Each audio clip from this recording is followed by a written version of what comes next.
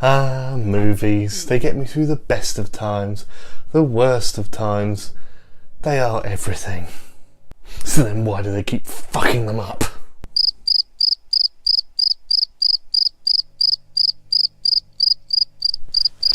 Now, I've spoken to some friends and colleagues who have seen this movie as well, and they don't think so strongly as I. A lot of people enjoyed it, a lot of people thought it was just a cool, throwaway, funny film. I thought that at points, but most of the time the whole movie was lazy, boringly scripted, very one-dimensional, and let me not even mention the most backward ending in the world that was nothing to do with comedy whatsoever. I love the cast in this movie: John Hamm, Ed Helms, Jeremy Renner, etc.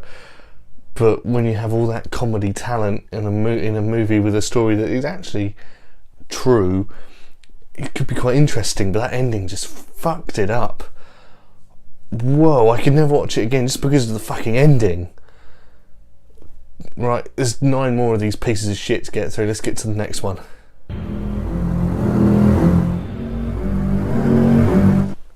One of the first reviews I did of the year, and I actually said it in that review, it was actually pretty okay, but I've had 11 months to sleep on it now, and I just have one conclusion: Liam Neeson needs to stop making fucking Taken clones.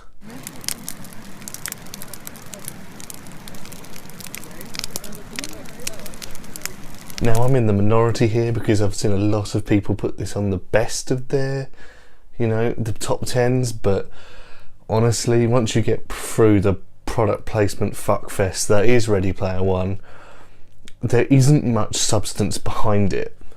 The ending is lazy, the characters themselves not that bothered about. There was no real tension for me. Once you got through the amazement that Steven Spielberg managed to get all these other companies and products to come into his movie, you've still got Ben Mendelsohn as a villain that I don't really care about. None of the main characters I really care about. Once your references are gone, I have no reason to watch this again. I have now seen that there's a Shining reference, that Mechagodzilla, etc. I now officially don't give a fuck, and I'm not going to buy it. I don't want to watch it. That's what I think of your movie. Next. Joel Edgerton, a actor with some prowess who's done some big movies.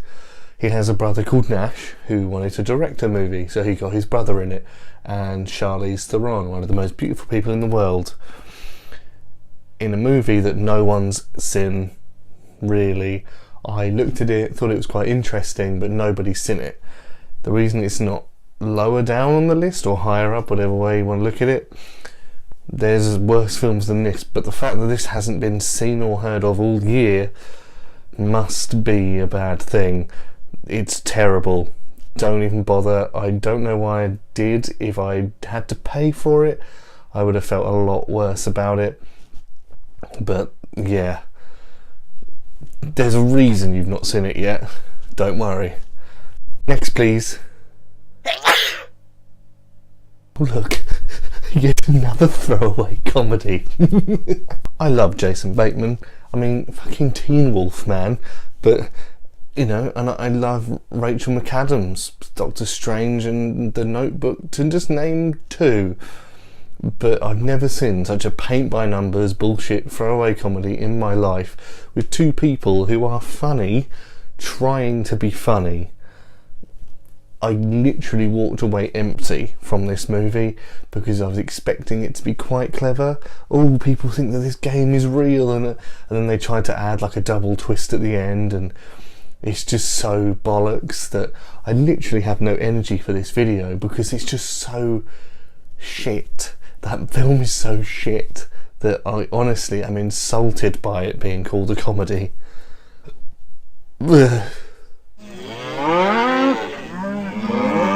Now this one is going to shock a lot of people, it being on my worst list, because I guarantee you a lot of people will have this on their best list of the year. But for me personally, The Shape of Water is the most overrated movie I have ever ever seen. I'm going to explain in a short snippet. Now, I said before that Richard Jenkins in this movie is amazing. He carries this movie for me. Other than that, it's a woman who cannot sexually get herself off without being underwater or near water and falls in love with a fish man. Now, the only reason I can think that this movie did any well or any good is that the set pieces look amazing. That's cool. Other than that, the movie is just a love story between a woman and a fish.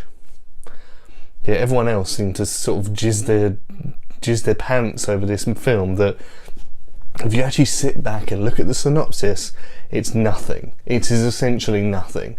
Yet a lot of people, including the Oscars, were tricked, fooled, thwarted even. Just no. For me, it was bland. Yeah, really bland. Not as bland as the next 4 movies. Number 4.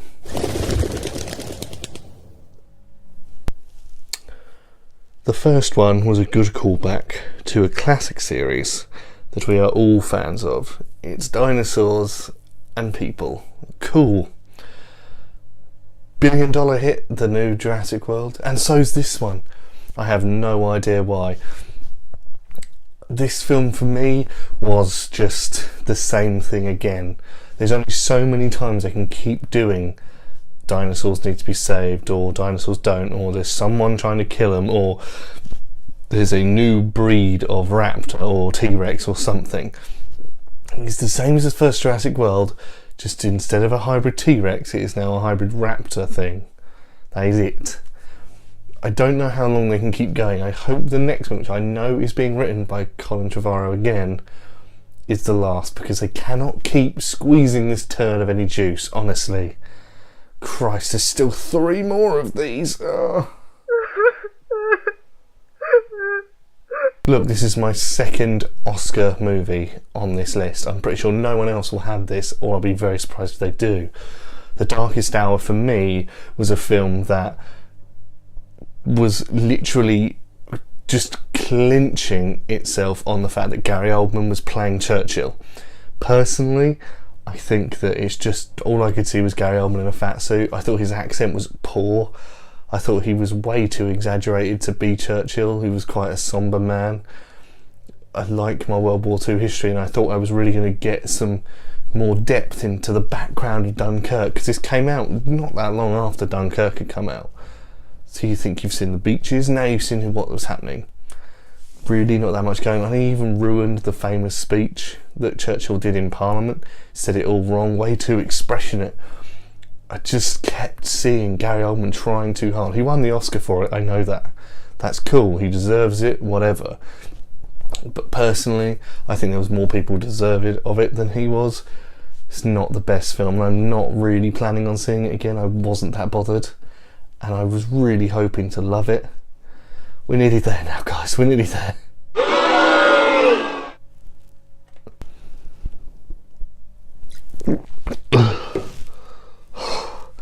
Nearly there. Guys, Ocean's 8, look, I like 11, 12 and 13. I like an all-female cast. I didn't like Ghostbusters, but I thought I'd give it a chance. They fucked it up. Honestly, Rihanna, stop trying to act. Sandy B, what's wrong? Everyone was way too cocky. Everything seemed to work out way too perfectly.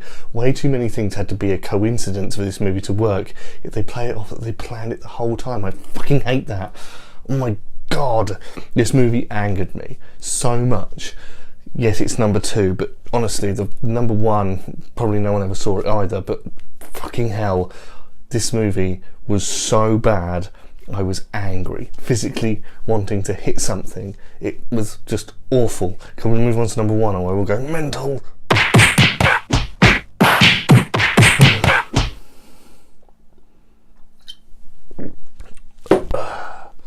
Last one. When your trailer makes me second guess every other trailer I'm ever going to watch ever, your movie is lying to me. It looked like a really fun concept. People decide to shrink to save money, to you know, make their lives better because they're smaller, they don't need as much. Cool. Environmentalism, I love it. But then in the middle, it forgets that they're small, and at the end, apparently the world's going to end and we never see a big person again. If they'd just done like more about big and small people, it would have been so much better. This movie lied to me, it made me angry. Matt Damon's in it and he still couldn't polish this turd. Yet they seem to try and make it the most amazing comedy of all time. I was lied to. This movie hates itself and I hate it. That was a shit year for movies, and downsizing was the worst thing I have ever seen ever so far in my life. It was terrible, and I've seen Birdemic. So, there you have it, guys. Finally finished. That is my top 10 worst movies of 2018. If you have seen any of these movies, if you have your own worst list, please let me know in the comments, and please write it down for me. Let's have a chinwag about it. Before you guys go, please don't forget to like, share, subscribe, tell your friends about me, do all those things. Have a great new year, guys. Let's bring it on. Let's have some better movies than these ones. Let's hope to have no bad movies next year, but somehow I think not. Guys, until next time, this is your friendly neighbourhood ginger guy saying, Ginge out.